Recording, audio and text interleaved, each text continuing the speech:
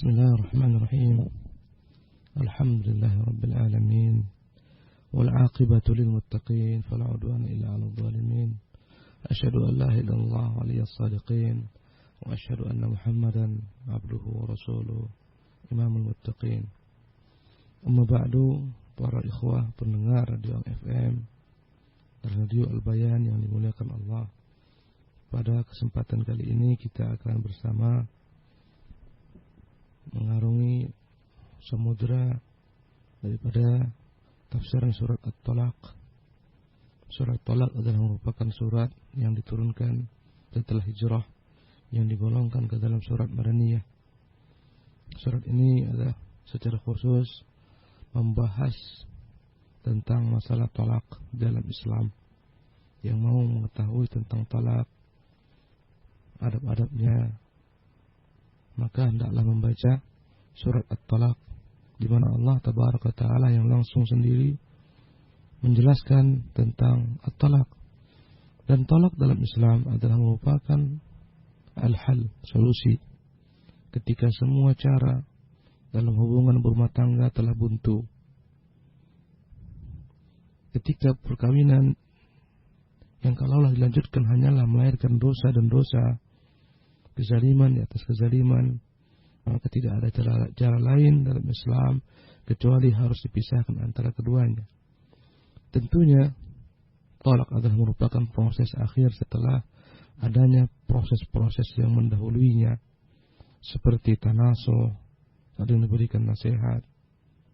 Jika istri terlihat nusyuz, mulai menentang suami, maka Islam mengajarkan tahapan awal adalah tanasuh, memberikan nasihat, fa'idhuhunna, berikan nasihat dengan cara yang baik dan bijak.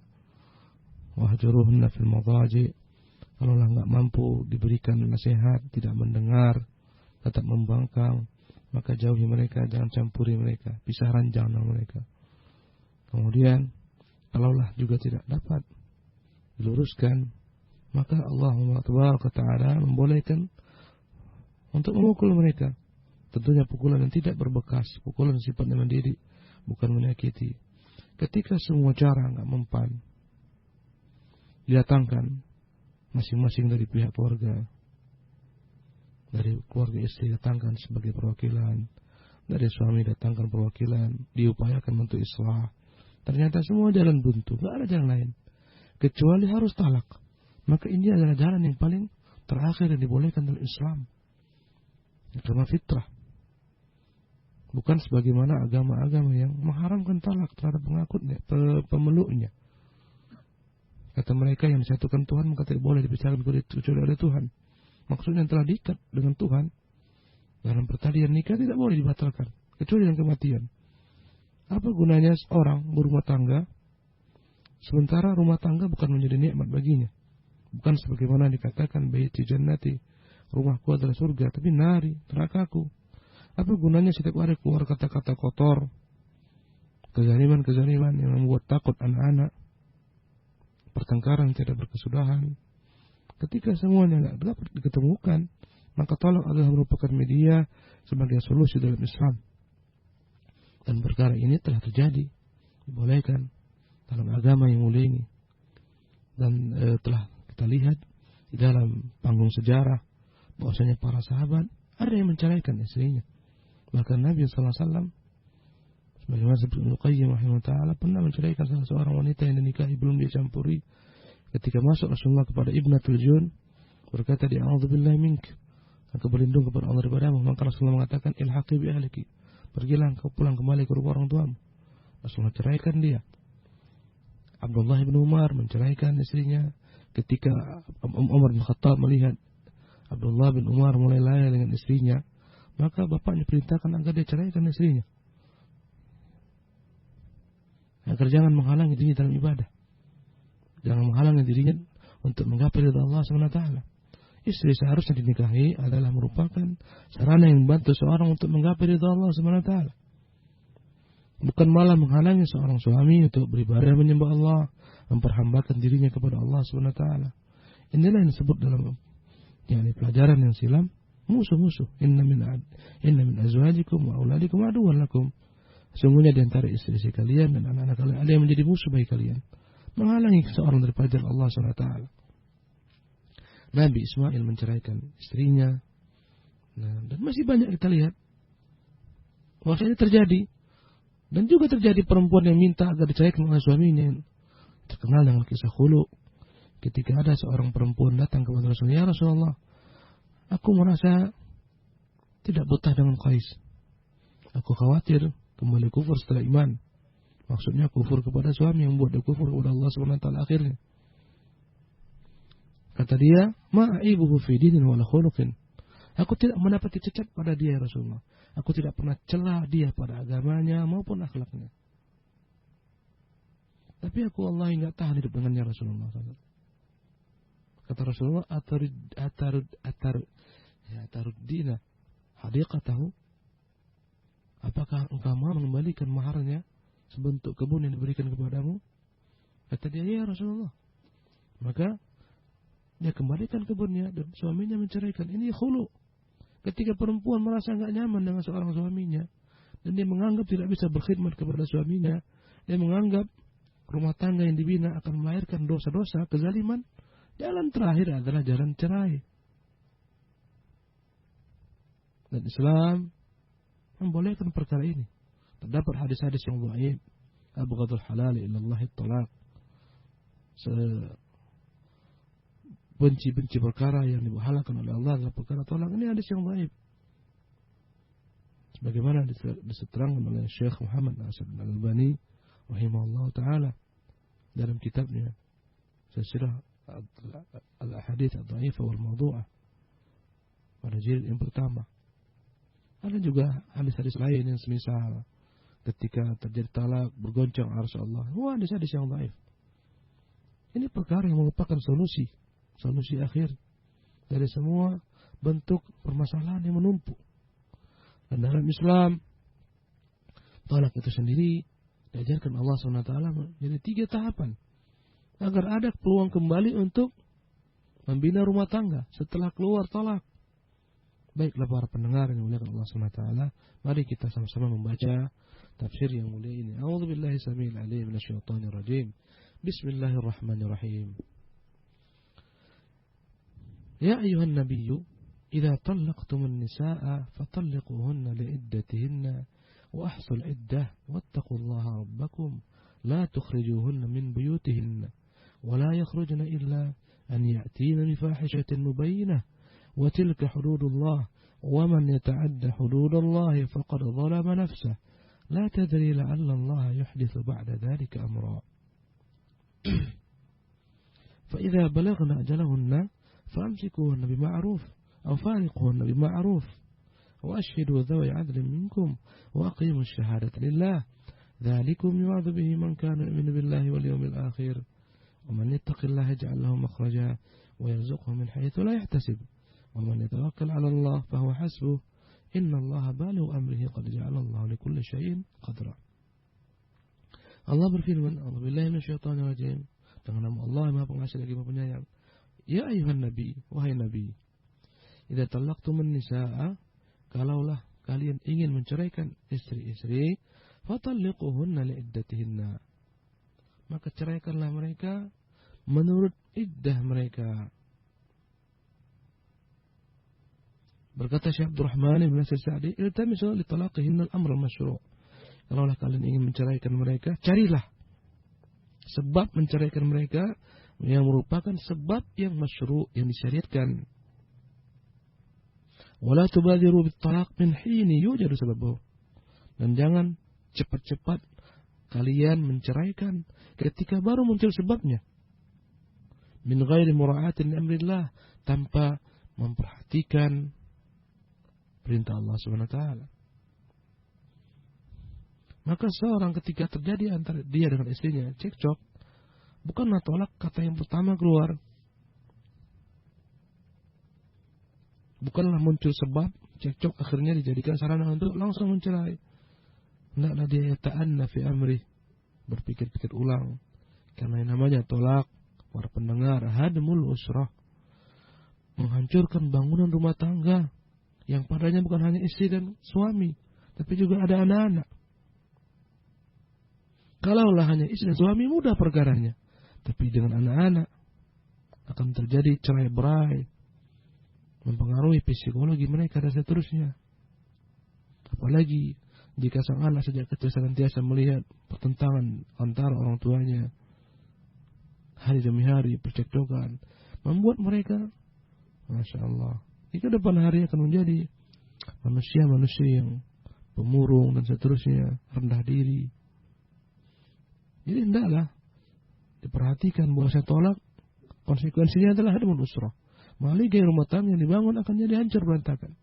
Di mana ada padanya anak dan bahkan terkadang terikut-ikut keluarga, masing-masing keluarga terikut dalam perkara ini. Makanya fatalliquhunna iddatihinna, maka talaklah mereka dengan iddah mereka, ai li ajli iddatihinna. Maksudnya kalau engkau menceraikan, maka sesuaikan dengan prosedur. Ikuti prosedur. Perhatikan masa iddahnya. Tolaklah dia dalam kondisi yang suci, yang belum engkau campuri dia. Inilah namanya tolak yang syar'i, tolak yang jelas. Dalam Islam, seseorang ketika menceraikan istrinya bukan ketika marah langsung dia itu akan cerai. Dipikirkan matang-matang, dipikirkan baik-baik, musyawarah dengan keluarganya. Ketika telah tahu perangai istrinya nggak bisa dirubah, hendaklah dia menunggu sampai istrinya suci daripada haid. Ketika suci daripada haid, baru dia keluarkan kata-kata tolak. Bukan ketika marah engkau ceraikan. Bahkan sebagian ulama mengucapkan bahwasanya orang dalam kondisi kalut, pikirannya kusut, masai, yang dapat mengontrol perkataan karena emosi yang berlebih-lebihan meluap, baru ulama mengatakan la talaqa fi ighlaq, walaupun hadisnya bermasalah. Maknanya disepakati ulama, diterima oleh sebagian ulama. La talaqa fi ighlaq, tidak ada talak ketika seorang tertutup akalnya. Emosi yang meluap-luap, keluarlah kata-kata talak. Bukan seperti itu. Fatalliquhunna li'iddatihinna. Talaklah mereka sesuai dengan masa iddah mereka. Maksudnya, talaklah mereka dengan tolak yang syar'i agar dapat dihitung iddahnya dengan benar. Bagaimana tolak yang syar'i? Tolak yang syar'i adalah engkau tunggu istrimu sampai suci. Andai kata dia suci, dalam kondisi suci, dan telah engkau campuri, jangan ucapkan kata-kata tolak, tunggu sampai datang masa haidnya. Kemudian ketika dia suci, baru ketika itu kau ceraikan dia. Talaklah dia. Ini talak yang namanya talakun syar'iyyun. Adapun talakun bid'iyyun adalah ketika engkau menceraikan istrimu setelah kau campuri. Tadi malam dicampuri, paginya kau ceraikan dia. Anta talak. Ilhaqi bi ahlik, engkau ceraikan, pulang ke rumahmu. Tadi malam baru dicampuri. Ini akan membuat efek yang tidak baik terhadap masa iddah yang tidak jelas. Jangan-jangan hubungan tadi malam melahirkan keturunan. Penghitungannya agak sulit. Jangan-jangan langsung hamil, gak pernah suci. Setelah itu dia gak haid, langsung hamil panjang. Akan sulit masanya. Karena itu, tolak syar'i adalah menceraikan istri dalam kondisi dia suci yang tidak dicampuri. Atau menceraikan istri dalam kondisi hamil. Jelas ketika seorang istri dalam kondisi hamil, kemudian dia jatuhkan talaknya, selesai perkara. Nggak ada syubhat. Itu anak-anaknya. Karena diceraikan dalam kondisi hamil. Karena diantara hikmah daripada adanya masa iddah, istibra'un lirrahim, mensucikan rahim agar jelas. Jangan-jangan setelah hubungan tersebut ada anak, itu anak dia. Supaya jelas ini anak suaminya yang pertama. Kalaupun terjadi pernikahan kelak, jelas ini anak bukan milik suami yang kedua. Makanya ada iddah. Apalagi iddah pun memiliki fungsi lain. Iddah adalah masa menunggu, boleh jadi sebab yang membuat suami benci kepada istrinya hilang, berubah, perangnya istrinya berubah, maka dibolehkan rujuk sebelum masa iddahnya selesai. Boleh jadi sang suami berubah ketika menceraikan istrinya, lambat laun dia melihat kebaikan-kebaikan istrinya yang banyak, akhirnya dia tidak jadi menceraikan istrinya, dia rujuk kembali. Fatalliquhunna li'iddatihinna, maka talaklah mereka sesuai masa iddah mereka. Adapun tolak yang beda adalah engkau menceraikan istrimu dalam kondisi haid, itu yang pertama. Atau dalam kondisi suci yang telah engkau campuri. Ini yang kedua. Tolak yang dilarang dalam agama, tolak bid'ah. Abdullah bin Umar menceraikan istrinya dalam kondisi iddah, dalam kondisi haid. Maka Rasulullah perintahkan agar dia rujuk kembali menunggu proses yakni haidnya selesai suci baru diceraikan. Subhanallah. Ketika Abdullah bin Umar dicalonkan oleh sebagian sahabat untuk turut sebagai ahlu syura. Ahlu syura maksudnya adalah ahlu hilli wal aqdi, yang akan calonkan sebagai khalifah kaum muslimin. Berkata bapaknya Umar, jangan mengurusi masalah umat, menceraikan istri aja dia nggak paham. Bagaimana menceraikan? Subhanallah. Ini menunjukkan perkara talak bukan sembarang-sembarang. Sembarang mau, kapan mau, tidak. Ada aturan mainnya. Para pendengar yang dimuliakan oleh Allah SWT. Maka menjaga iddah ini akan memelihara hak suami yang pertama, akan memelihara hak suami yang kedua, akan memelihara hak istrinya. Karena jelas dia, kalau anda ternyata muncul kehamilan, maka itu adalah milik suami pertama, bukan suami yang kedua. Maka disuruh tunggu iddah dulu. Maka berlakulah kewajiban-kewajiban bagi suami untuk memberikan nafkah terhadap istrinya. Kalaupun selesai yakni masa iddahnya, tidak wajib memberikan nafkah rumah dan seterusnya. Tapi jika dia memiliki anak, wajib dia berikan nafkah kepada anak tersebut yang dia susui. Allah SWT berfirman, "Fatalliquhunna li'iddatinna wa ahsul iddah." Dan hitunglah iddah. Hitunglah iddah. Dan iddah perempuan yang diceraikan oleh suaminya adalah salatata quru, 3 kali haid. Itu masa 3 kali haid adalah merupakan masa yakni penantian seorang wanita sebelum lepas daripada kekuasaan suaminya. Masa di mana kedua belah pihak boleh kembali rujuk,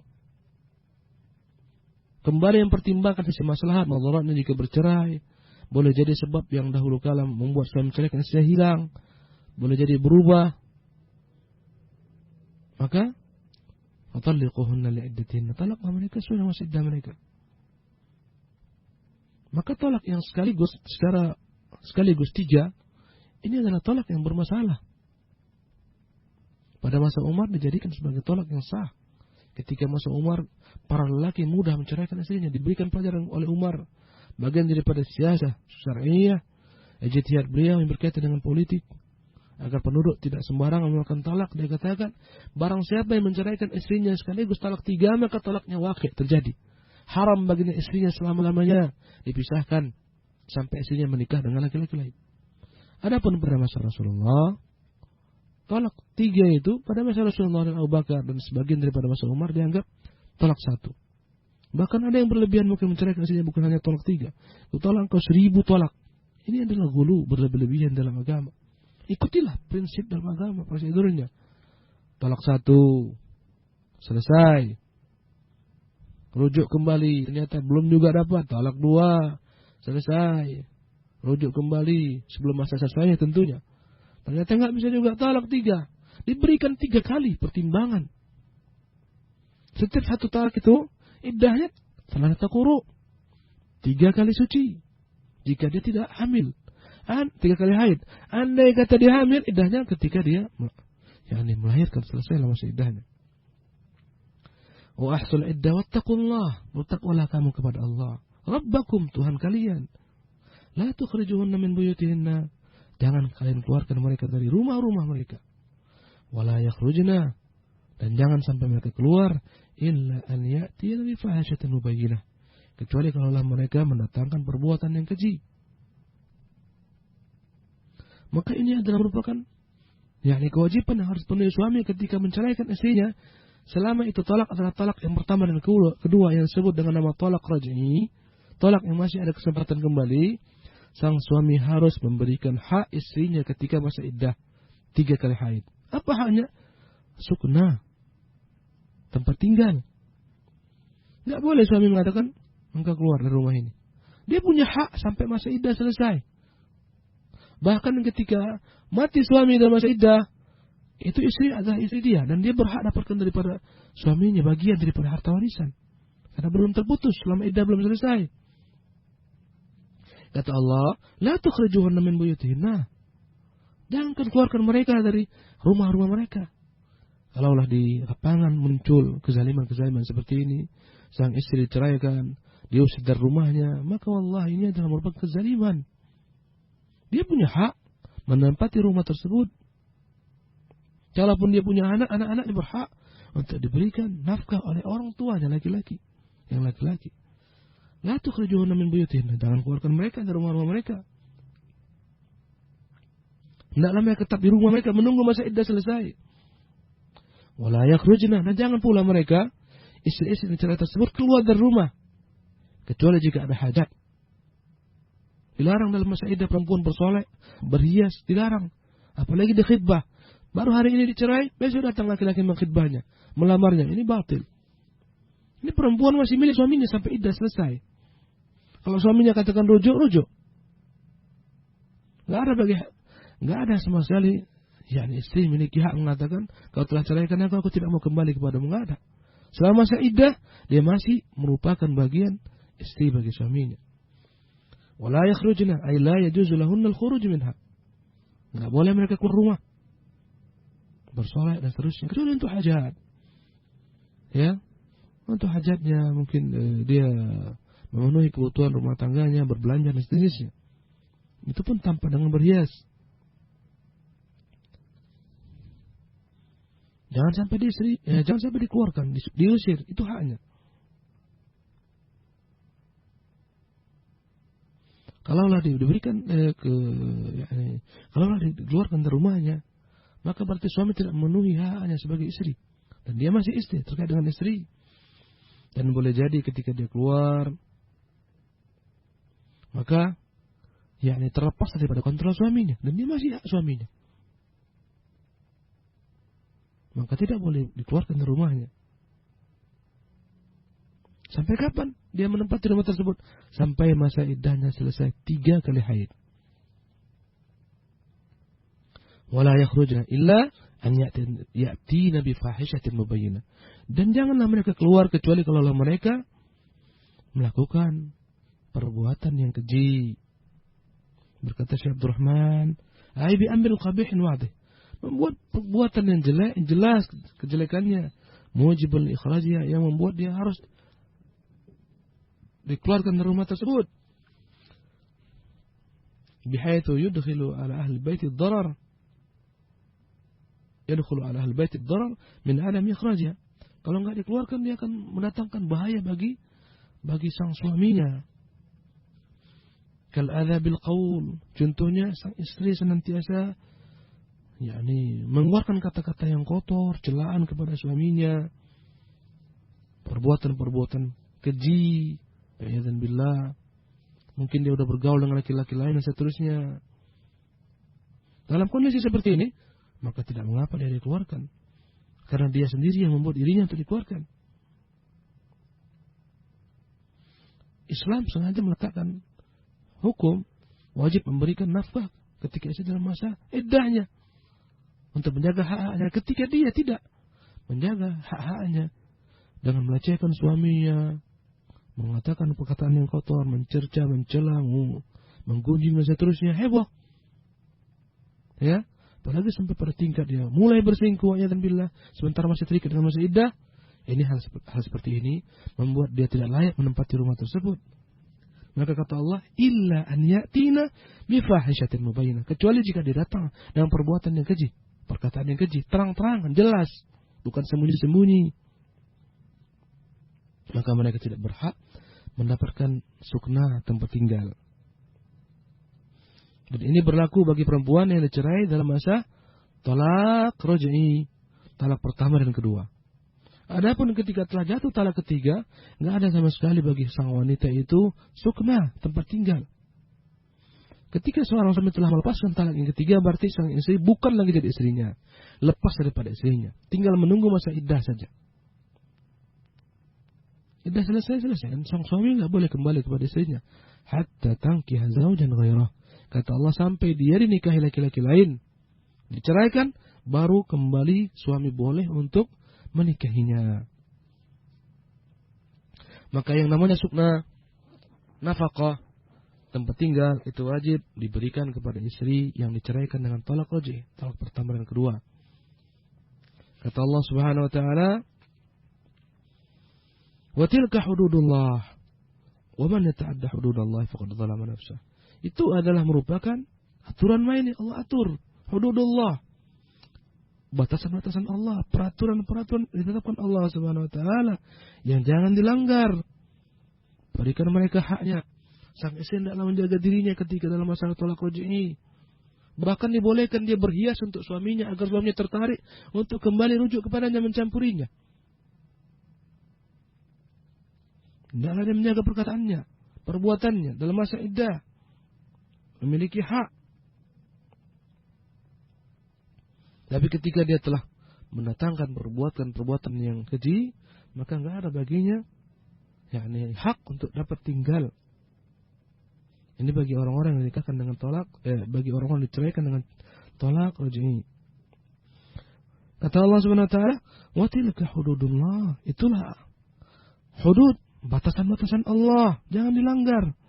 "Wa man yata'adda hududallah faqad dzalama nafsah." Barang siapa yang melanggar aturan-aturan main yang telah Allah tetapkan, garis-garis yang telah Allah buat, faqad dzalama nafsah, berarti dia telah menzalimi dirinya sendiri.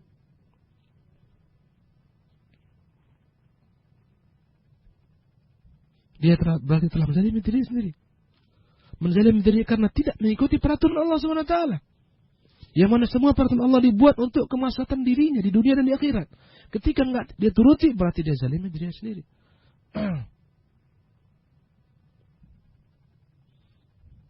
Dia usir istrinya. Akhirnya istrinya di luar kontrolnya, mungkin istrinya berselingkuh dan seterusnya. Kawin lagi dalam masa iddahnya, selesai. Maka ada aturan lain. Seharusnya mungkin dia rujuk dan seterusnya, masih bisa mengontrol istrinya, tapi hilang semuanya kesempatan. La tadri la'allallah yuhdithu ba'da dzalika amra.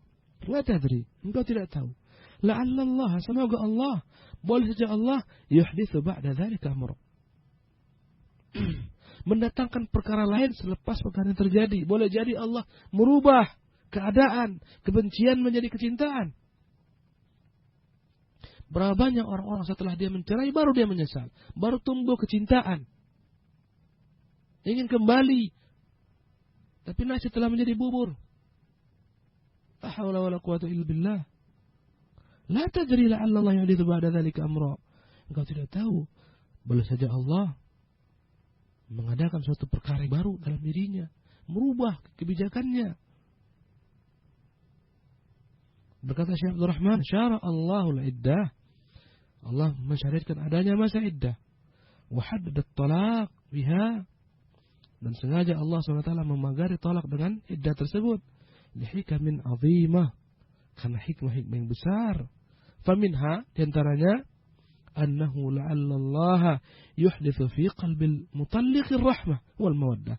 Boleh saja Allah merubah yakni kebencian suami menjadi rasa cinta dan rahmat. Dan itu adalah realita yang dilihat dalam praktek kehidupan. Berapa banyak orang setelah menceraikan istrinya dia menyesal dan ingin kembali kepada istrinya. Makanya dibolehkan untuk rujuk kembali selama tidak talaknya talak 3. Talak bain. Fala ta'dhuluhunna an yankahna azwajahunna. Jangan larang-larang mereka, andai kata mereka mau dinikahi kembali oleh suami mereka, jangan larang mereka. Kata Allah SWT. Allah Maha tahu, makanya dalam Islam diatur, diajarkan. Bahkan terkadang seorang suami setelah menceraikan talak 3 bagi istrinya, dan istrinya dinikahi laki-laki lain, kemudian terjadi perceraian, boleh jadi dia merasa iba untuk kembali rujuk kepadanya, dibolehkan. Subhanallah. Karena hati kita di tangan Allah. Al-qalbu yusamma qalban li'annahu yataqallab. Hati itu disebut qalbu karena dia selalu berbolak-balik. Hari demi hari berbalik-balik.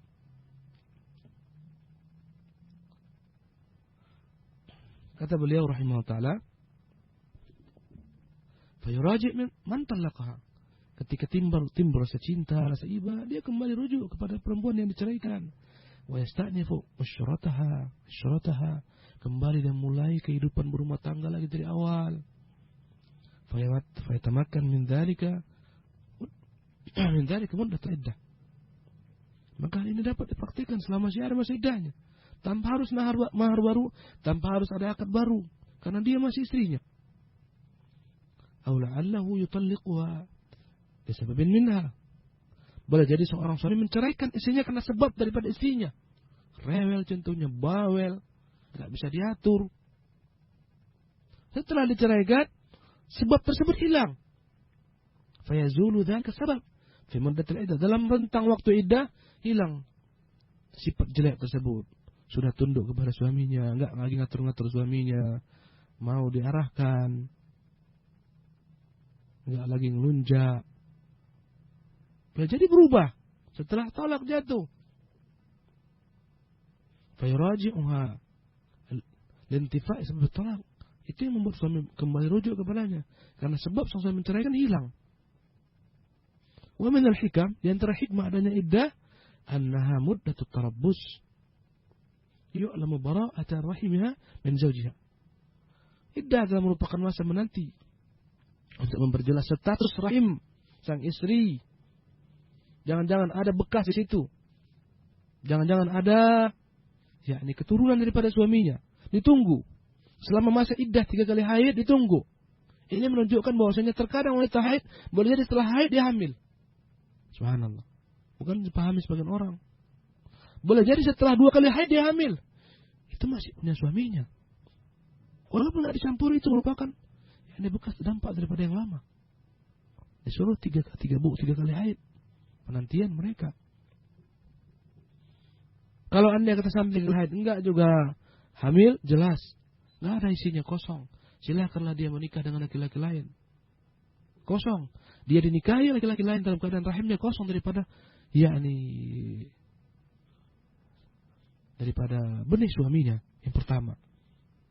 Jadi jelas kelak ada anak suami yang kedua.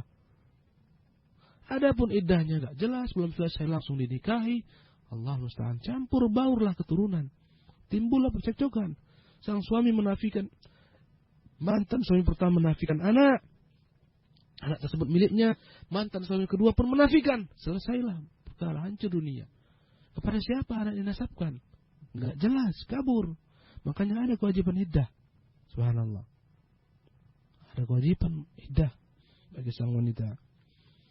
Kata Allah Subhanahu wa taala,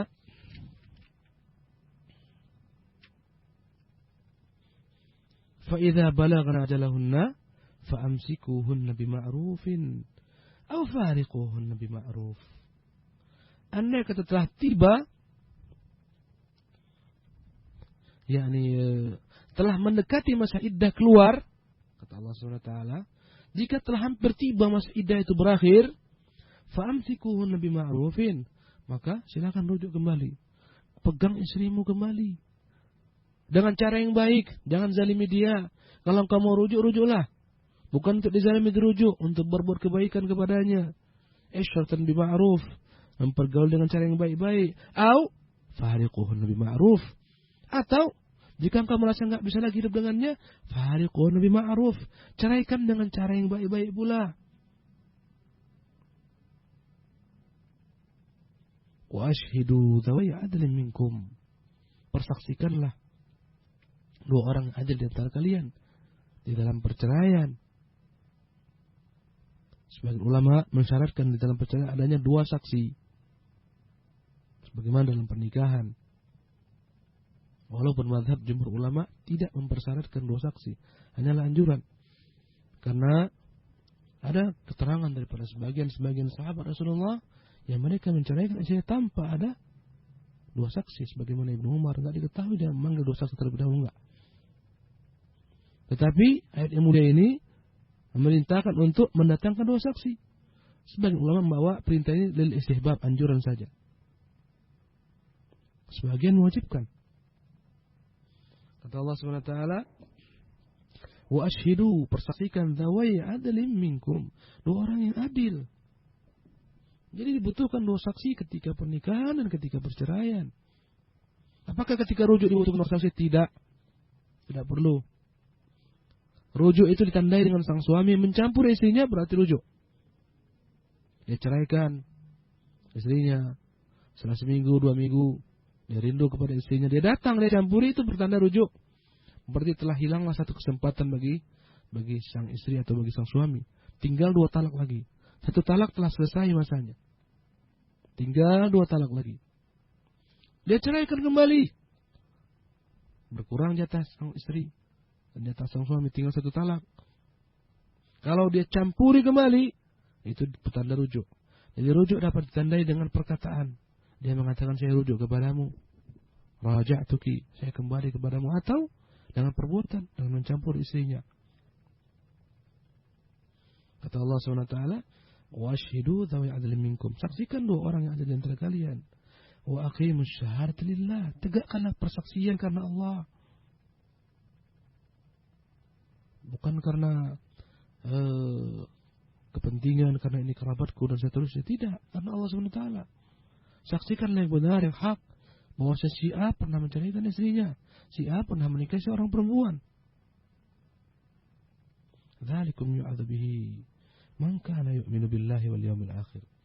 Yang demikian itu adalah merupakan peringatan, nasihat bagi orang-orang yang beriman kepada Allah dan beriman kepada hari akhirat. Wa man yattaqillaha yaj'al lahu makhraja. Setelah Allah SWT mengungkapkan perkara perceraian, tentunya akan muncul berbagai masalah. Bagaimana dengan nasib sang istri yang diceraikan suaminya? Bagaimana penghidupannya? Bagaimana dengan suami setelah menceraikan istrinya? Apakah akan dapat menikah lagi dengan perempuan yang lain, yang baik, dan seterusnya? Muncul berbagai macam bentuk, yakni bayangan-bayangan. Maka Allah jelaskan. Allah SWT jelaskan. وَمَنْ يَتَّقِ اللَّهَ يَجْعَلْ لَهُ مَخْرَجًا. Barang siapa yang bertakwa kepada Allah, menceraikan istrinya dengan takwa, rujuk kepada istrinya dengan takwa, dan istri pun diceraikan dan dia membawa ketakwaan, jangan khawatir. وَمَنْ يَتَّقِ اللَّهَ يَجْعَلْ لَهُ مَخْرَجًا. Barang siapa yang bertakwa kepada Allah, Allah akan berikan baginya jalan keluar. Bagi sang suami Allah berikan jalan keluar, bagi istri Allah akan berikan juga jalan keluar. Yughnillahu kullan. Allah akan berikan masing-masing kecukupan.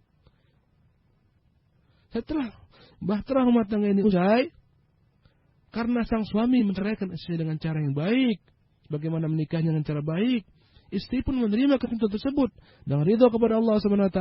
Jangan khawatir.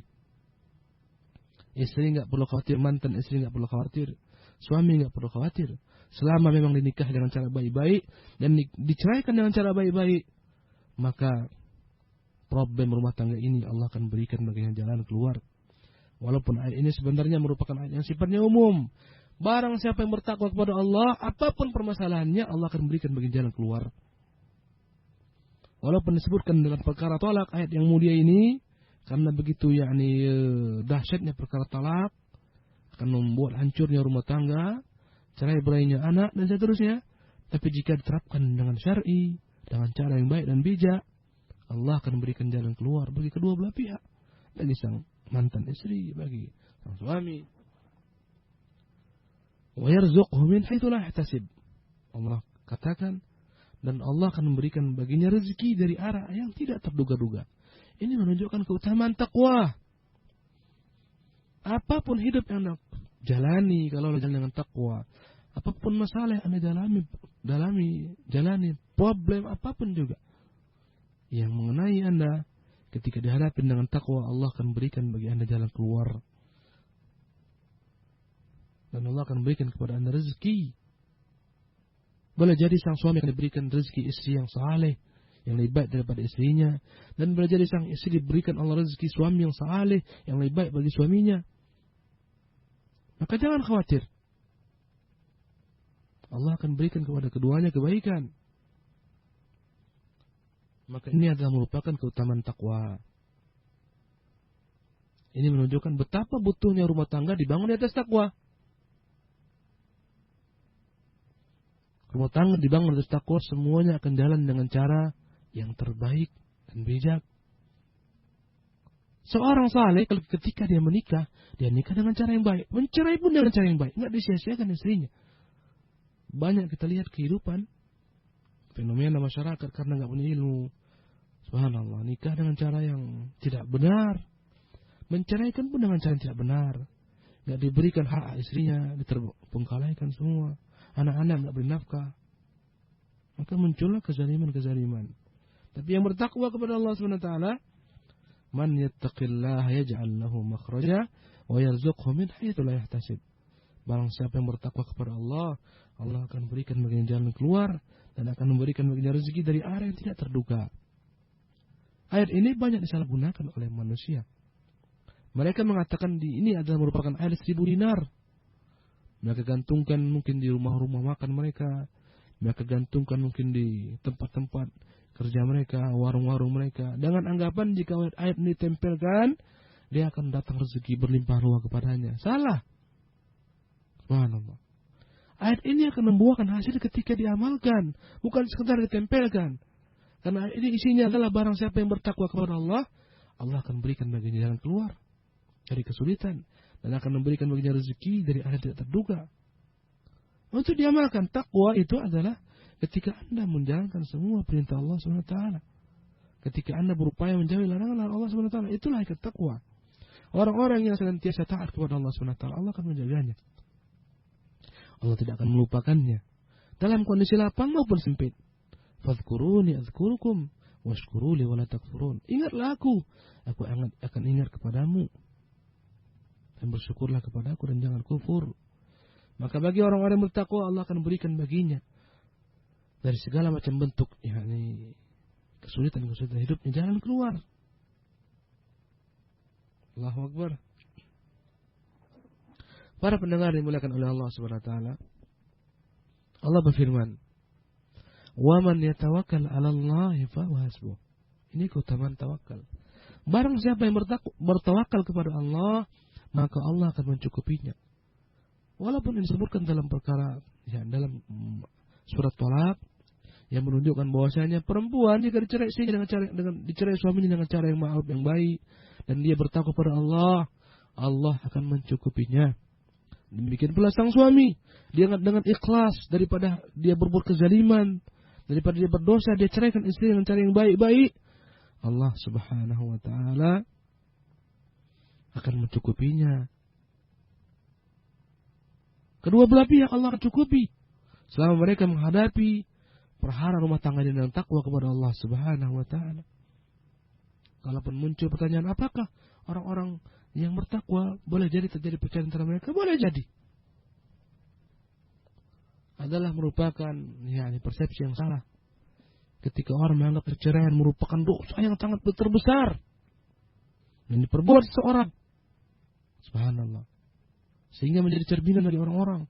Itu si fulan, itu si alan, dia seorang ulama, tapi dia menceraikan istrinya. Kalla wa rabbil Ka'bah. Ini bukanlah celah.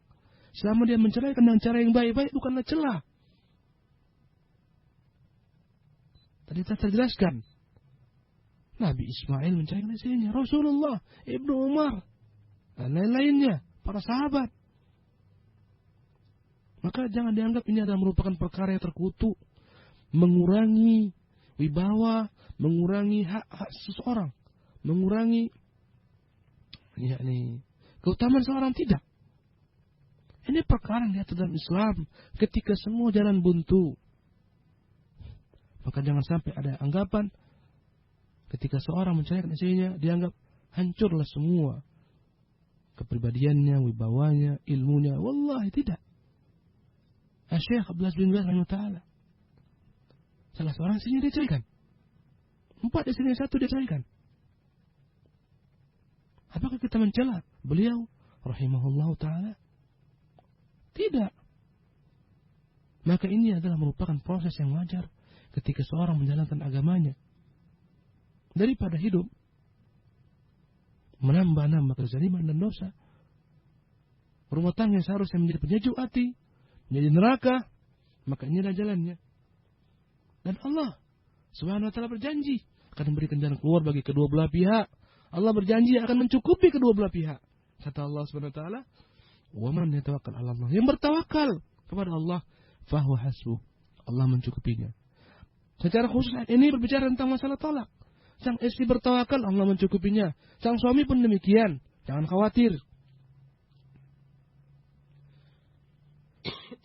dan juga dapat dipahami secara umum.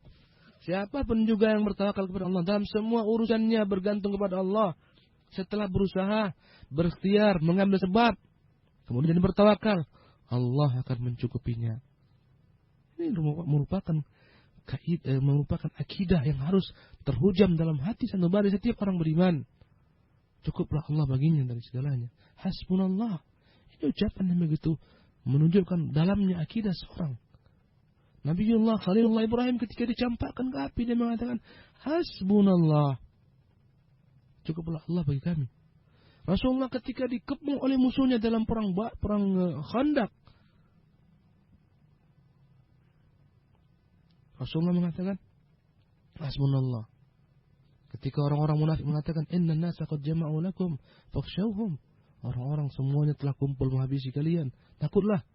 Bertambah iman mereka. Dan berkata, Hasbunallah wa ni'mal wakil. Alangkah indahnya hidup di bawah pantauan Allah SWT. Di bawah jaminan Allah SWT. Apapun masalah yang kau hadapi, hasbunallah. Cukuplah Allah bagi kami, wa ni'mal wakil. Dialah sebaik-baik al-wakil. Subhanallah. Allah berfirman,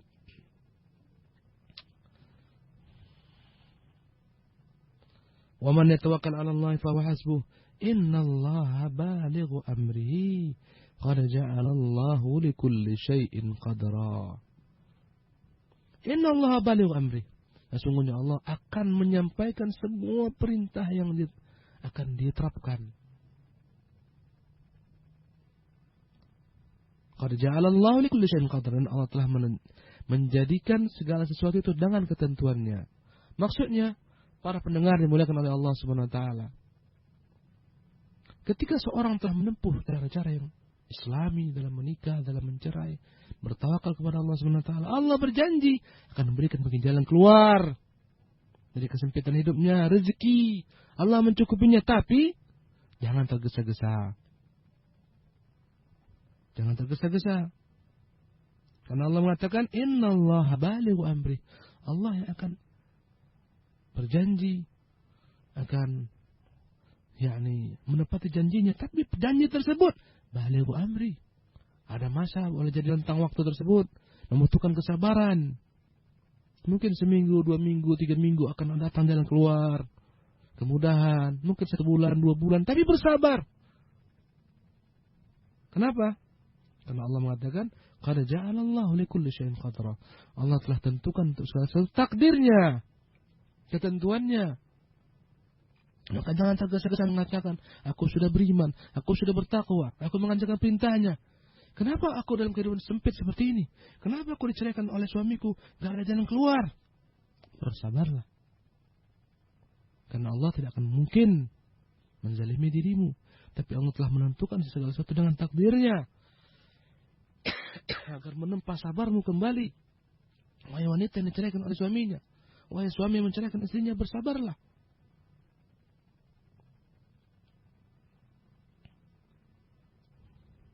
Para pendengar yang dimuliakan oleh Allah Subhanahu wa taala,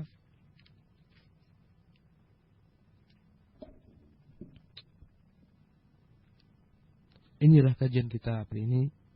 Insyaallah lanjutannya kita akan selesaikan di kesempatan yang akan datang. Semoga Allah Subhanahu wa taala senantiasa menempa diri kita menjadi sosok-sosok yang bertakwa kepada Allah Subhanahu wa taala, bersabar menghadapi ketentuan Allah Subhanahu wa taala, menghadapi semua problematika kita dengan cara yang baik, dengan cara yang ma'ruf, dengan bertakwa kepada Allah Subhanahu wa taala. Aqulu ma tasma'un wa sallallahu wa sallama ala nabiyyina Muhammadin wa akhiru da'wana alhamdulillahi rabbil alamin. Sahabat Hang dan juga para pendengar Radio Bayan 96 FM di Tanjung Pinang, kami membuka sesi soal jawab bagi antum yang ingin bertanya langsung di line telepon kami dan juga di SMS online kami. Assalamualaikum. Waalaikumsalam warahmatullahi wabarakatuh. Dengan Ibu siapa dan di mana? Dengan Cahya di Singapura. Iya, silakan. Assalamualaikum Ustaz. Waalaikumsalam warahmatullahi wabarakatuh. Ustaz, kalau kita bicara soal perceraian ya, rasanya tak lepas dari apa itu yang dinamakan harta gono gini. Yang anak tanyakan di sini, apakah sebenarnya harta gonogini itu dan bagaimanakah pandangan Islam dalam hal ini dan juga bagaimana cara pembagiannya? Itu saja Ustaz. Jazakallah khairan katsira atas jawabannya. Wassalamualaikum warahmatullahi wabarakatuh. Waalaikumsalam warahmatullahi wabarakatuh. Bismillah, alhamdulillah, wassalatu wassalamu ala Rasulillah wa ala alihi wa sahbihi wa ba'du. Islam tidak mengenal yang namanya harta gonogini. Islam mengenal bahwasanya sang istri itu punya kepemilikan dari harta-harta yang dia miliki sebelum dia menikah dengan suaminya. Yang mana harta tersebut terpisah daripada suaminya. Dalam Islam, jika seorang laki-laki menikahi istri dan dia telah memiliki harta, dia punya rumah, dia punya sawah, dia punya tanah, ini milik istrinya. Ketika terjadi perceraian, maka seluruh harta tersebut yang memang dibawa istrinya sebelum menikah dengan suaminya adalah merupakan milik istrinya. Kemudian kalaulah istri menjadi ibu rumah tangga dan tidak memiliki pekerjaan, tidak memiliki penghasilan, terjadi perceraian, dan dia sebelum pernikahan tidak membawa harta daripada suaminya, dalam pandangan Islam sepanjang yang kita ketahui, maka sang istri tidak berhak untuk mengambil setengah daripada harta milik suaminya. Sebagaimana yang dipahami oleh sebagian kaum muslimin yang terkenal dengan harta gonogini. Dan kita melihat alangkah banyaknya dampak negatif daripada adanya harta gonogini ini. Banyak sekali dampaknya. Berapa banyak istri, subhanallah, ya, yang tidak mau tunduk kepada suaminya, bahkan dia yang cari-cari pasal agar lepas daripada suaminya, atau menghalangi suaminya untuk menikah kembali berpoligami. Karena dia tahu setengah harta suaminya akan jadi miliknya. Padahal dia seorang ibu rumah tangga yang tidak memiliki penghasilan. Apapun cerita, dia senantiasa sabar dengan suaminya ketika susah. Sampai suaminya menjadi orang besar, memiliki harta. Itu harta milik suaminya. Bukan milik dirinya. Berapa banyak kasus. Lihatlah kasus di pengadilan agama atau pengadilan umum. Harta gonogini yang senantiasa menjadi sebab runcingnya masalah. Suami keberatan melepas hartanya setengahnya karena itu semua harta yang dia cari dengan jerih payahnya, keringatnya. Lain cerita ibu yang dirahmati Allah.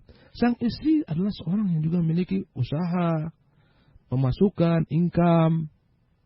Ketika mereka berumah tangga sama-sama, sang istri pun memasukkan income, turut andil. Mungkin dia punya pemasukan yang sama dengan suaminya, atau kurang, atau banyak, atau seterusnya. Mereka sama-sama mencampurkan hartanya. Ini masih masuk akal. Ketika terjadi perceraian, hartanya dibagi dua. Ya. Dan kita sarankan, dan kita anjurkan, dalam perkara harta nak diperjelas. Karena yang namanya kehidupan berumah tangga kita nggak tahu ke depan apa yang terjadi. Perjelas. Mana harta milikmu, mana harta milik istrimu. Misalnya mobil rumah, ini milik siapa? Milikmu, buat atas namamu. Milik istrimu, buat atas nama dia. Kau hibahkan dan seterusnya. Supaya ngari cekcok belakang hari. Maka kita melihat, harta gonogini adalah merupakan konsep yang tidak didukung oleh sejumlah dalil. Daripada Quran maupun Sunnah. Kalaupun dikatakan itu merupakan ijtihad sebagian daripada kaum muslimin, kita katakan, ijtihad ini tidak memiliki landasan yang kuat dalam agama. Maka kita harus bedakan harta yang dia bawa sebelum pernikahan itu miliknya. Bahkan suami nggak ada sama sekali hak terhadap tersebut kecuali dengan ikhlas diberikan oleh istrinya. Kemudian setelah menikah, sang istri punya pemasukan dan dia punya harta, hendaklah berupaya untuk dipisah. Istrinya punya pemasukan, punya gaji dan seterusnya. Dia beli rumah buat nama dia sendiri, itu harta dia. Karena andai kata-kata Allah terjadi perceraian, akan jelas kelak pembagiannya. Ini hartaku. Maka akan kembali kepada pemiliknya. Ini harta suami. Kalaupun terjadi misalnya, suami meninggal, jelas juga. Sang istri dapat harta yang dia bawa dari, yakni sebelum pernikahan itu miliknya. Harta milik suami yang ditinggalkan, sang istri hanya dapat 1/8 jika sang suami punya anak. 1/8 untuk istrinya, sisanya 7/8 untuk anak-anaknya jika ada anak laki-laki dan anak perempuan. Jelas dia. Jadi harta yang dimiliki sendiri oleh sang istri nggak layak untuk diganggu gugat. Kalau ternyata dia punya 2-3 istri, istri pertama punya harta contohnya. Ketika dia meninggal, yang dibagi adalah harta milik suaminya, bukan harta milik istrinya. Maka karena itulah kita berpandangan harta gonogini adalah perkara yang tidak didukung oleh sejumlah dalil. Bahkan kita melihat ini menjadikan banyaknya percekcokan dan seterusnya. Bahkan banyak suami karena takut dia harta berpindah kepada istrinya, nggak diceraikan istrinya, dia zalimi, dia gantung istrinya. Dia bilang istri enggak sebagaimana istri, dia pergaul dengan cara yang ma'ruf. Dia bilang bukan istri tapi terikat dengan pernikahan. Akhirnya ada konsep saling zalim menzalimi. Karena sang istri ingin harta, sang suami enggak melepaskan istrinya. Digantung dia. Muncullah kemungkaran atas kemungkaran. Inilah ketika seorang berjalan tidak dengan dalil dalam agama yang mulia ini. Wallahu ta'ala alam. Syukran barakallahu fiik. Kita akan kembali terima di line telepon berikutnya. Assalamualaikum. Waalaikumsalam warahmatullahi wabarakatuh. Dengan Ibu siapa dan di mana? Dengan Ummu Hanifah di Bengkong, Ustaz. Iya, silakan. Assalamualaikum, Ustaz. Waalaikumsalam warahmatullahi wabarakatuh. Gini, Ustaz, dulu saya sebelum nikah dengan suami saya, karena takut suami saya kurang memperhatikan keluarga saya, terus saya ngajak suami saya untuk berjanji gitu. Kalau dia memperhatikan keluarganya, contoh kalau dia mengirim untuk keluarganya, harus dia mengirim segitu juga untuk keluarga saya. Dan kita buktinya sekarang malah banyak keluarga saya. Apakah kan itu ada dosanya buat saya gitu? Tapi saya tidak menghalangi suami saya untuk membantu orang tuanya gitu, Ustaz. Tapi kayaknya lebih penting saya ke orang tua saya dibandingkan suami kepada keluarganya gitu. Iya. Terima kasih. Assalamualaikum warahmatullahi wabarakatuh. Waalaikumsalam warahmatullahi wabarakatuh. Bismillah, alhamdulillah, wassalatu wassalamu ala rasulillah wa ala alihi wa sahbihi wa ba'du. Ketika seorang wanita dinikahi oleh seorang pria, maka hendaklah loyalnya diberikan kepada sang suami dan keluarga suaminya. Dan tidak baik bagi seorang perempuan ketika ingin dinikahi oleh seorang laki-laki mewajibkan kepada suaminya apa-apa yang tidak diwajibkan oleh Allah Subhanahu wa taala.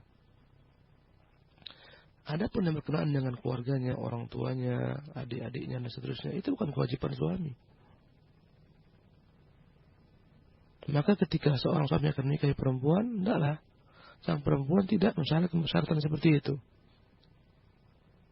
Kalau engkau menikah denganku, maka semua menjadi tanggunganmu, ibuku, bapakku, adik-adikku yang sekolah. Enggak layak. Karena itu di luar daripada kewajiban yang Allah wajibkan kepada sang suami. Kewajiban dia adalah berbakti kepada orang tuanya, kepada keluarganya. Dan kewajiban seorang istri adalah berbakti kepada suaminya dan keluarga suaminya. Andai kata suaminya memiliki kelebihan dan dia mau memberikan bantuan dengan ridha, bukan dengan dipaksa, ketulusan hatinya membantu mertuanya, dikirim ke kampung halaman istrinya uang untuk menyekolahkan adik-adiknya, untuk memberi support dana bagi orang tuanya, ini perkara yang baik. Masuk ke dalam perbuatan ihsan, wa ahsinu innallaha yuhibbul muhsinin. Berbuat ihsanlah, sesungguhnya Allah mencintai orang-orang yang berbuat ihsan. Tapi bukan dalam bentuk mewajibkan, karena itu bukan kewajibannya. Apalagi ketika terlihat setelah pernikahan, sang suami malah baktinya kepada istri, yakni dan keluarganya, berbakti kepada keluarga istrinya, sementara kurang dia berbakti kepada orang tuanya. Ini kezaliman, kesalahan dalam mengamalkan Islam. Adapun keluarga istri itu tanggung jawab, yakni laki-lakinya, abangnya istri dan seterusnya, paman dan seterusnya. Karena perempuan di dalam agama kita tidak diwajibkan untuk yakni memberikan nafkah. Tidak wajib. Kalau ternyata sang istri memiliki pekerjaan, income, pemasukan, dan dia mau berinfak untuk orang tuanya, berbakti, alhamdulillah, itu kewajibannya. Tapi bukan kewajiban suami. Contohnya sang istri juga punya penghasilan, dia juga bekerja. Dan sang suami tidak berhak menahan istrinya untuk berinfak kepada orang tuanya dari harta miliknya sendiri. Harta yang dicari oleh istri. Adapun pencarian suami, maka hendaklah sang istri berupaya mengeluarkan uang tersebut, harta tersebut dari tangan suaminya dengan ridhanya. Kata Rasulullah, la yahillu malum mri'in muslimin illa bitibin min nafsih. Tidak halal harta seorang muslim kecuali dengan rela dan ikhlas. Bukan dalam bentuk kewajiban yang tidak diwajibkan dalam agama. Maka hendaklah sang istri bijak-bijak mengatakan kepada suami, Bang, Mas, tolonglah, orang tua saya lemah sekali keadaannya sekarang. Nggak sanggup bekerja, bantulah dia. Saya nggak memiliki saudara laki-laki dan seterusnya. Paman saya pun dalam bentuk usulan-usulan, saran-saran dan tidak mewajibkan. Yang lebih naif lagi ketika sang suami tidak berbakti kepada sama sekali kepada orang tuanya dan keluarganya. Sibuk ngurusi keluarga istrinya. Wallahi ini zalim. Orang tua nggak diperhatikan, nggak dikirim ke kampung halaman, adik-adiknya nggak diperhatikan, kerabatnya nggak diperhatikan. Sibuk, padahal dia yang cari harta. Sibuk ngirim ke istrinya. Bahkan lebih daripada itu, keuangan pun istri yang pegang, istri yang ngatur. Kalau dia mau infak ke orang tuanya, ya, sang istri marah. Harus ada izin istri, tanda tangan istri contohnya. Ini kezaliman. Kezaliman yang besar. Ini menunjukkan kerdilnya sang suami di mata istrinya. Nggak ada peran. Sapi perah. Maka harus dipahami perkara ini. Kata Allah, wa atu dzal qurba haqqahu. Berikan hak kerabat. Sang istri ketika pindah dari rumahnya, mengikuti suaminya, baktinya kepada suaminya. Kalaupun dia memiliki kelebihan, memiliki usaha, memiliki income, wajib baginya memperhatikan orang tuanya. Dia kata orang tuanya nggak ada yang perhatikan. Dan dia memiliki kelebihan harta. Walaupun sebenarnya kewajiban tersebut ada di pundak laki-laki. Dalam Islam perempuan tidak dibebankan dalam masalah nafkah. Karena itulah perempuan dalam Islam diberikan satu bagian. Sementara laki-laki diberikan 2 bagian. Karena nggak ada kewajibannya. Karena itu hendaklah Anda merubah. Ya. Loyallah kepada suami dan keluarga. Dan suami harus berubah. Pahamlah Anda dalam kesalahan. Berbaktilah kepada orang tua Anda, keluarga Anda. Kepada keluarga istri, semampu Anda. Wallahu ta'ala alam. Syukran barakallahu fiik. Ya, kemudian kita akan beralih ke SMS online. Kali ini berasal dari Abu Ghafira di Raja. Ustaz, jika mentalak dengan mengatakan dengan talak 3 dalam kondisi marah, yang roji apakah jatuh talak 3 atau talak 1? Dan sahkah kalau kita mentalak di saat istri sedang haid, Ustaz? Bismillah, alhamdulillah. Wassalatu wassalamu ala Rasulillah wa ala alihi wa sahbihi ba'du. Apa hukum menceraikan istri dengan talak 3 sekaligus? Berselisih para ulama dalam perkara ini. Jumhur ulama mengatakan enggak terjadi, kecuali 1 talak saja. Walaupun dia bilang engkau talak 1000, tetap 1 talak. Karena talak yang namanya talak 3 harus dalam majelis yang berbeda, waktu yang berbeda, bukan satu majelis. Kalaupun seorang suami menceraikan istrinya dalam keadaan emosi yang bersangkutan, nggak lagi ngontrol akalnya, nggak ngontrol, yang rajih insyaallah taala tidak terjadi proses talak tersebut. Kemudian, kalau suami menceraikan istrinya dalam kondisi haid tentunya, atau dalam kondisi suci yang telah dicampuri, apakah talaknya terjadi? Wallahu ta'ala alam, ini perkara yang diperselisihkan di kalangan ulama. Seorang mengatakan kepada istri, engkau kuceraikan dalam kondisi haid, apakah terjadi? Walaupun kita sepakati ini adalah merupakan talak yang haram, talak yang bid'ah. Atau dia menceraikan istri dalam kondisi suci yang telah dicampuri. Tadi malam dicampuri, paginya dikatakan engkau kuceraikan. Apakah cerai ini berlaku? Khilaf di antara para ulama. Yang rajih wallahu ta'ala alam, bahwasanya talak tersebut tidak berlaku. Sebagian menyandarkan kepada yang diperintah Rasulullah agar Ibnu Umar kembali merujuk istrinya dan menunggu sampai masa haidnya selesai baru dia ceraikan. Sebagian mengatakan ini syarat bahwasanya talak yang diperbuat Ibnu Umar tidak dianggap. Tapi pendapat yang kedua mengatakan talak tetap terjadi. Wallahu ta'ala alam. Iya, syukran barakallahu fiik. Seberang dimanapun Anda berada, silakan kembali mencoba ke 468106 atau ke 0778467106 bagi antum yang berada di luar Batam. Di SMS lain kami dengan mengetik kode KI, kemudian spasi nama, alamat serta pertanyaannya, dan dikirimkan ke 085668410106. Assalamualaikum. Waalaikumsalam.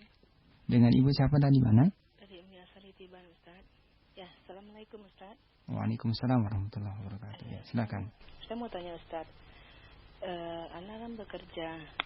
Terus semua uang penghasilan Ana ini Ana bagi-bagi, bayar ini, dan tidak memberikan kepada suami ya hasil gaji dari Ana itu. Apakah Ana salah ya seperti itu, Ustaz?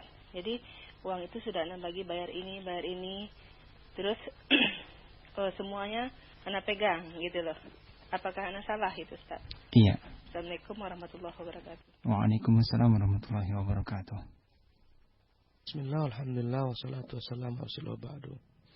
Harta yang dihasilkan oleh sang istri dengan kepintarannya, berusaha dan seterusnya, ada income bagi dirinya, maka itu miliknya dan diserahkan urusannya kepada dirinya. Dia infakkan, dia bagi-bagi dan seterusnya kepada keluarganya, beli ini dan beli itu, boleh-boleh saja. Selama memang dalam perkara-perkara yang sifatnya ma'ruf dan tidak melampaui batas. Kalaupun dia mungkin sifatnya mungkin melampaui batas, membeli yang tidak penting, mahal-mahal, sang suami meluruskannya, wajib bagi dia untuk taat kepada suaminya. Yang terbaik adalah sang istri dalam perkara-perkara besar, hendaklah bermusyawarah dengan suaminya, tidak meninggalkan suaminya untuk mengambil keputusan, beli rumah baru, beli ini, beli itu, apalagi yang sifatnya cicil, apalagi sifatnya riba, dan seterusnya.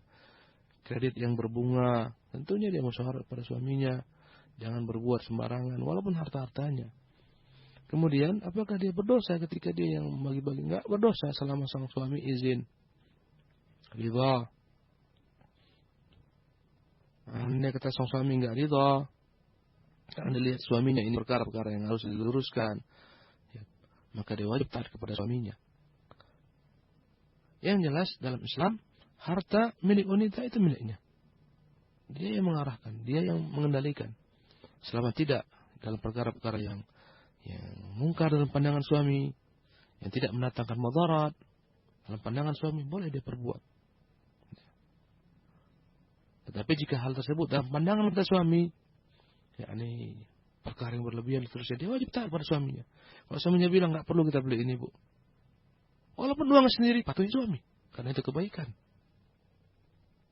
Ya. Dan kaidahnya, ketika sang istri punya uang, punya harta, maka jangan sampai pindah harta tersebut kepada suaminya kecuali dengan ridhonya pula. Sama. La yahillu malu imri'in muslimin illa bi tabin min nafsi. Nggak halal harta seorang muslim berpindah kecuali dengan kerelaannya. Nggak ada hak suami memaksa istrinya. Ya. Tapi hendaklah senantiasa istri bermusyawarah kepada suaminya, mencari ridha suaminya. Kalaupun dia mau berinfak, lebih besar ganjarannya ketika dia berinfak terhadap suaminya. Ketika suami memang lemah, suaminya nggak memiliki, kecakapan dalam usaha, suaminya miskin dan dia memiliki kekayaan, lebih baik bagi dia bersedekah untuk suaminya dan dapat dua pahala. Pahala mencari ridha Allah, pahala menyambung silaturahminya dengan suaminya. Sebagaimana salah seorang perempuan pada masa Rasulullah, sebagaimana Imam Bukhari menyebutkan riwayat, dia bertanya kepada Rasulullah tentang keadaan dirinya yang memiliki harta dan suaminya miskin. Bolehkah dia bersedekah untuk suaminya? Rasulullah boleh. Baginya dua ganjaran pahala. Allahu ta'ala alam. Ya, kemudian kita akan beralih kembali ke SMS online. Kali ini berasal dari Ummu Zakiyah di Bengkong.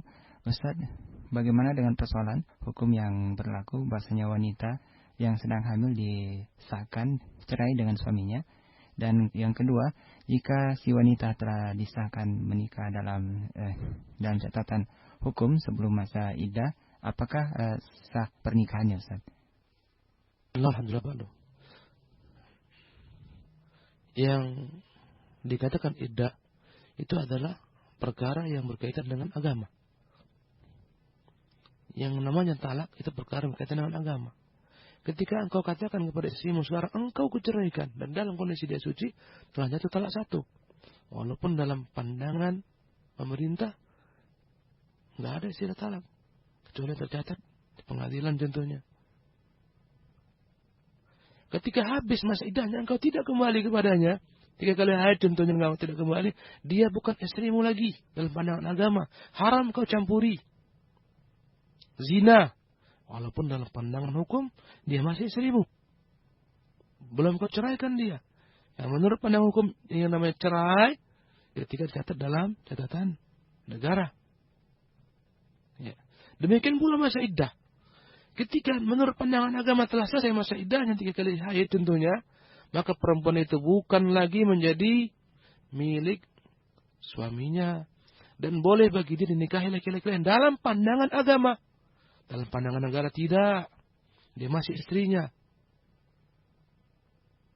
Kalau anda kata ada laki-laki lain menikahi perempuan tersebut walaupun telah selesai masa iddahnya, menurut pandangan agama halal bagi laki-laki dalam pandangan agama.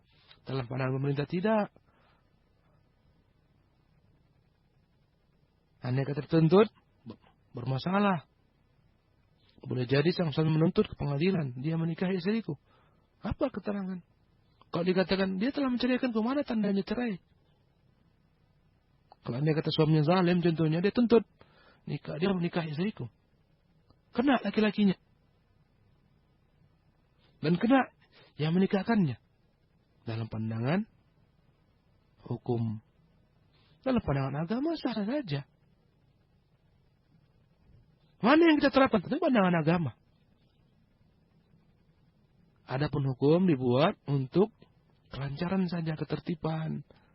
Maka tidak salah jika proses perceraian dikaitkan dengan hukum, dilaporkan. Bahkan itu yang harus. Agar jelas dan terang. Yang dinikah ini bukan istri orang. Ini istri telah ceraikan. Contohnya. Kemudian dia menceraikan jelas. Tulis dalam proses hukum. Ya. Tapi andai kata bertentangan dengan agama, contohnya, hukum telah menyatakan perempuan ini telah masa iddahnya telah selesai, contohnya. Tapi dalam pandangan agama tidak. Walaupun kita tidak menganggap hal itu mungkin terjadi. Mungkin dia baru 2 bulan pernikahan. Kemudian dia dinikahkan dengan laki-laki lain. Baru 2 kali haid. Maka pernikahan ini walaupun dia sah dalam mata hukum, karena catat dalam pandangan agama enggak sah. Karena menikahkan perempuan dalam masa iddah tidak sah. Jadi patokannya adalah agama. Yang kedua, apa hukum menikahi perempuan yang hamil? Apa hukum menceraikan perempuan yang hamil? Sah. Kita telah sebutkan itulah, yakni talak yang sah. Talak yang sunnah. Menceraikan istri dalam kondisi hamil. Atau dalam kondisi yakni suci yang belum disentuh. Wallahu ta'ala alam. Iya, syukur barakallahu fiik. Sahabat Hang dimanapun Anda berada, silakan kembali mencoba ke 468106 atau di 467106 bagi antum yang bergabung di 2 line telepon kami. Assalamualaikum. Waalaikumsalam warahmatullahi wabarakatuh. Dengan Bapak siapa dan di mana Bapak? Dengan Muhammad Haris di Batu Haji. Iya, silakan. Assalamualaikum warahmatullahi wabarakatuh. Waalaikumsalam warahmatullahi wabarakatuh. Barakallahu fiik atas penjelasannya, Pak. Begini kan, ada kejadian yang mungkin banyak dialami oleh masyarakat pada sekarang ini. Itu suaminya setidaknya begini, berbicara, pulanglah kamu ke orang tuamu, seperti itu. Kemudian berapa bulan, sekitar 6 bulan atau sampai dengan setahun lebih itu nggak memberi nafkah lahir dan batin seperti itu. Apakah ini dinamakan dia mentalak atau menceraikan, kemudian sang istri ini kepengen menikah lagi dengan zolimnya seorang suami dengan tidak mendafkahi dirinya itu lahir dan batin. Iya. Kemudian satu lagi dia menjolimin istrinya dengan memukul, dengan dengan tidak menafkahi lahir dan batin, kemudian istrinya pergi seperti itu. Tapi suaminya ini tidak mentalak gitu atau menceraikan dalam bentuk perkataan seperti itu. Kemudian berapa tahun kemudian istri ini tidak dinafkahi lahir dan batin. Kemudian sang istri ini kepengen menikah lagi seperti itu. Apakah dalam peristiwa ini bolehkah istri itu menikah lagi seperti itu? Jazakallah khairan katsir. Assalamualaikum warahmatullahi wabarakatuh. Waalaikumsalam warahmatullahi wabarakatuh. Bismillahirrahmanirrahim. Baru ini mungkin pertanyaan terakhir. Lafaz talak dibagi ulama menjadi dua bagian. Pertama namanya lafaz sharih, lafaz yang jelas, tidak ada kemungkinan lain. Contohnya dikatakan engkau kuceraikan, engkau kutalak. Lafaz yang jelas. Yang kedua lafaz yang sifatnya itu ihtimal, ghairu sharih, yang mengandung banyak makna, yang tidak jelas dia. Bisa bermakna talak, bisa bermakna selain talak. Contohnya pulanglah engkau ke rumah orang tuamu. Boleh jadi maksudnya talak, boleh jadi enggak talak maksudnya. Suruh pulang ke rumah orang tuanya, mungkin ambil hajatnya dan seterusnya, jumpai orang tuanya, pulang juga ke rumah orang tua. Lafaznya sama. Maka dalam bentuk yang kedua ini lafaz talak ghairu sharih, dibutuhkan niat. Apa niat suaminya? Jika dia niatkan mencerai, jatuh cerai, talak. Udahlah, kita pisah sekarang. Kalau anda kata niatnya talak, jadi. Anda kata niatnya bukan talak, mungkin mau berbelanja di swalayan segala macam, berpisah mereka untuk cari makanan masing-masing. Ini enggak, maka kembali kepada niat. Kalau niatnya talak, jadi. Disebut dengan nama lafaz ghairu sharih. Tapi ketika mungkin sang istri pulang ke rumah orang tuanya dan ada karina-karina, ada indikasi-indikasi memang dia menceraikan, dia enggak beri nafkah lagi, wajib bagi sang istri melapor kepada pengadilan bahwasanya dia telah diceraikan oleh suaminya, disuruh pulang ke rumah orang tuanya. Kemudian karena lainnya, indikasi lainnya, suami tidak memberikan kepadanya nafkah. Dalam buku nikah itu 4 bulan istri nggak diberi nafkah oleh suami. Kemudian istri melapor kepada hakim, ya. Kemudian hakim manggil suaminya untuk meneruskan pernikahan dengan memberikan nafkah dan seterusnya. Andai kata sang suami tidak juga mau dipanggil dan tidak mau memenuhi kebutuhan istrinya, maka berhak hakim menjatuhkan talak sebagai perwakilan daripada suaminya. Karena suaminya telah menyepakati sigat ta'liq ketika menikah. Kebiasaannya di negeri kita ini, seorang suami membaca sigat ta'liq. Sigat ta'liq itu sigat menggantung. Andai kata aku pukul istriku, andai kata aku tidak beri nafkah gini, maka dia lapor kepada hakim, maka jatuhlah talak. Makanya itulah konsekuensi yang membaca sigat ta'liq. Ya, yang jelas sang istri harus kembali terlebih dahulu kepada pengadilan, melaporkan kezaliman suaminya. Harus pengadilan yang manggil. Jika pengadilan manggil suaminya nggak memenuhi dan seterusnya, nanti pengadilan akan keluarkan ini talak bagi perwakilan daripada suaminya. Maka itu yang dipegang. Maka silakan dia nikah lagi. Contohnya dalam kasus kedua, suaminya zalim, pukul istrinya dan terus istrinya pergi lari. Bertahun-tahun istrinya lari, suaminya nggak cari, nggak kirim nafkah. Bolehkah istri tersebut dia kawin dengan laki-laki? Tidak boleh, sampai jelas statusnya. Apa jelas statusnya? Datang ke pengadilan.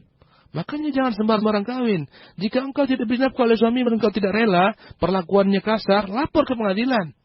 Agar pengadilan memanggil paksa suami. Jika suami nggak mau, akan dijatuhkan talak sebagai perwakilan. Maka kau pegang buku tersebut, ini aku telah diceraikan, baru menikah. Wallahu ta'ala a'lam.